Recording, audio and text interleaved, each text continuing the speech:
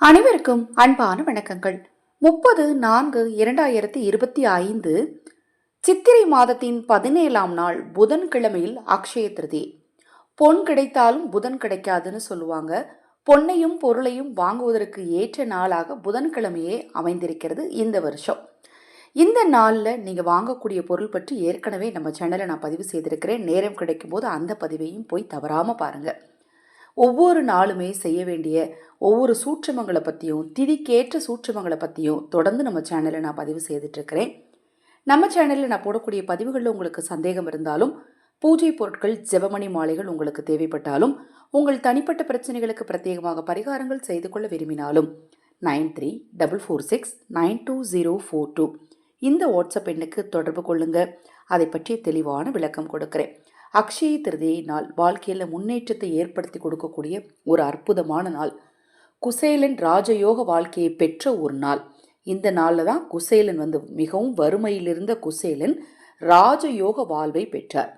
இந்த நாளில் இந்த 2 பொருளை நீங்கள் ஒன்றாக சேர்த்து பூஜை அறையில் கிருஷ்ணருடைய படத்துக்கு முன்னாடி அல்லது பெருமாளுடைய படத்துக்கு முன்னாடி வச்சிங்க அப்படின்னா உங்களுக்கும் ராஜயோக வாழ்க்கை உண்டாகும். அந்த காலத்துலலாம் நீங்கள் சின்ன பிள்ளைங்களா இருக்கும்போது பார்த்தீங்கன்னா கோயிலில் பிரசாதமாக இந்த 2 பொருளை குறிப்பாக ராகு கால நேரத்தில் மிக்ஸ் பண்ணி வச்சுருப்பாங்க.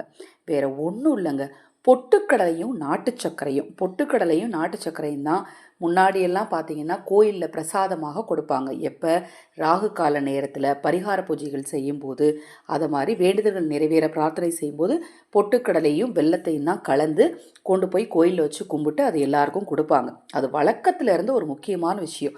காலப்போக்கில் எல்லாரும் அவங்கவுங்க இஷ்டம் போல் பிரார்த்தனைகள் வேண்டுதலுக்கு ஏற்றார் போல் பொருட்களை வச்சு வழிபட ஆரம்பித்து சில விஷயங்கள் அப்படியே மறைஞ்சே போயிடுச்சு.